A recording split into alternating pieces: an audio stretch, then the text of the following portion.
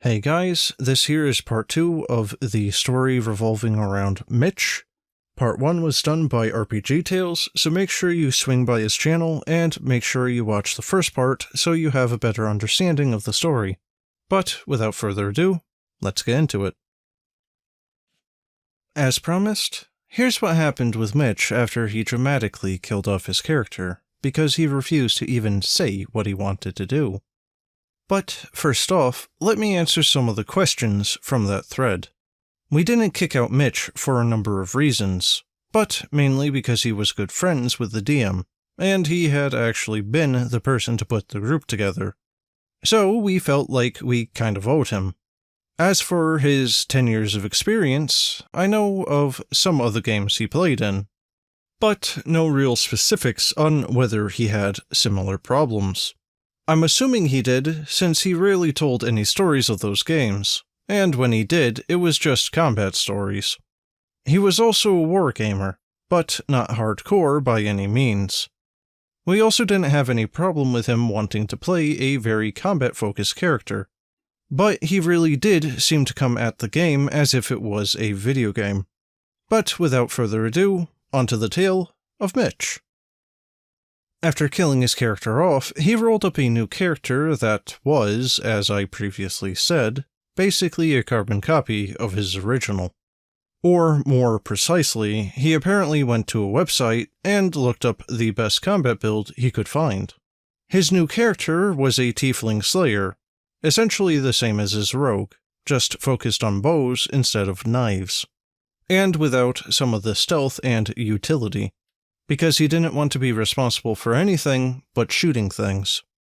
We all sort of rolled our eyes at this, but we figured if it kept him from complaining that he was useless, it was something we could all live with. Our DM made any new characters start at level 1. That might sound a bit harsh, but with the Pathfinder downtime rules, you could pretty quickly catch the character up to the rest of the party. We also had a good amount of character downtime because the DM was using the Kingmaker rules, and we were building a pirate island, city, kingdom thing that required downtime to manage. 2 new players had gone through this and had taken no more than 2 sessions to be up to par with the rest of the PCs. We also maintained an armory on our ship with weapons, armor, and gear that PCs could basically use as needed. And any magic weapons or whatever that we didn't sell went into the armory for use. Mitch, however, was not happy that he had to start at level 1. He wanted the character to be fast-tracked back to his previous level. He also wanted all of the gear from his old character. The DM pointed out that the guards would have taken everything of value off of his body, so it was now all in the wizard's possession.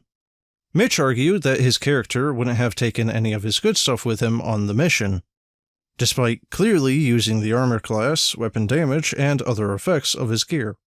The DM flatly said no, but did also allow that some of the items on Mitch's character sheet would have been left behind in his cabin on the ship, including most of his gold and some of his sundries, like the sea charts he never used, and the super expensive spyglass he had found and also never used. The thing was, though, we weren't giving that stuff to his new character. We were pirates, and generally evil in alignment, and there was no reason why we would give some new guy who just showed up all of the gear and money of our dead first mate. We put his gold into the ship's funds and split up the remaining gear among the PCs and high-ranking NPCs on board. He had to make do with the gear we had in the armory for his new character, which was still actually pretty good stuff, including enchanted armor and a load of magical arrows since we mostly used crossbows and not regular bows. Mitch, however, was less than pleased, but he played it off as a joke. He would say things like, "How's the stolen spyglass working for you?" or, "It sure would be nice if my new character had anything that could help out here, but I guess it was more important to steal my stuff." We all knew they weren't jokes at all, and more than once someone pointed out that we hadn't stolen anything since the character was, dead. And even if we had stolen it, well, we're pirates. He was also unhappy that we rescued the swashbuckler from the wizard's guards. Some folks in the original thread had asked why the guards didn't just kill her when she surrendered. But that was mostly because the guards were actually the good guys. They were lawful, and we were evil pirates. They also knew the wizard would want to question the intruder, so she was tossed into a cell in the manor dungeon, waiting for the wizard to return to interrogate her.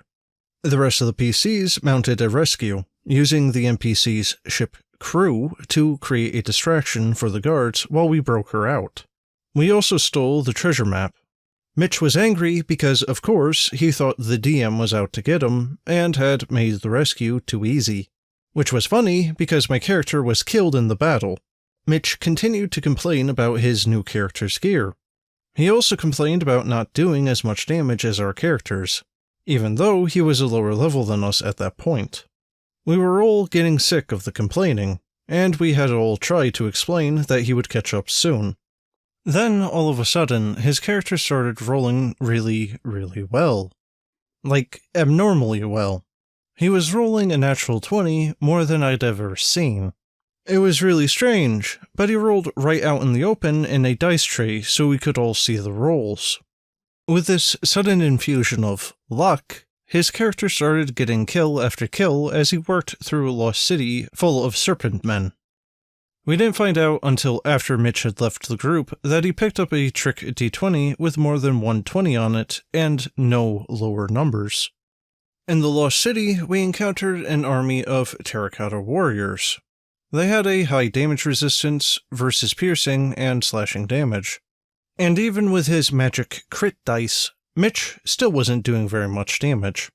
Cue a complete fit from Mitch as our cleric, who was wielding a warhammer, started doing more damage than him. Suddenly, his character was completely useless, and he claimed that the DM had specifically set up this encounter to mess with him. The entire scenario was from an old D&D module that the DM was repurposing. The setup, the creatures, all of it was straight from the module. Mitch was also dating the player of the Swashbuckler, and around this time they had a really big fight, which had spilled into the game chat channel.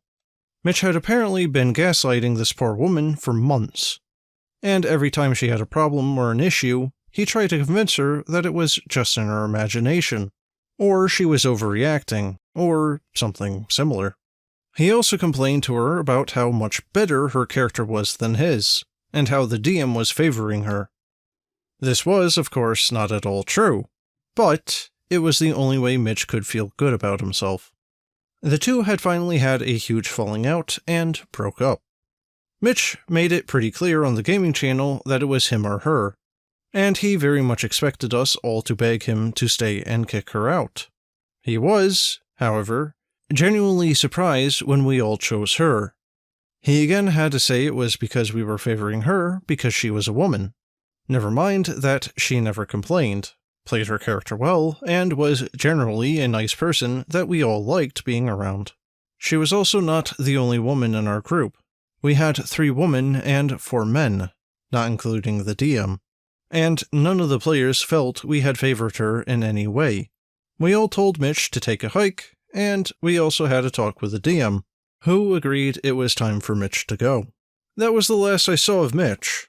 I heard from the DM later that he tried to put together another game, but it had fallen apart. Oddly enough, he had been accused of cheating and had been caught with his trick D20. The pirate game continued on for about a year, and finally broke up because of the DM's work schedule. Still, it was a great game, even with Mitch and his issues. But in any case, guys, that's the end of the video. I hope you enjoyed, and if you have a story that you'd like me to narrate, let me know. And as always, thanks for watching, and have a good one.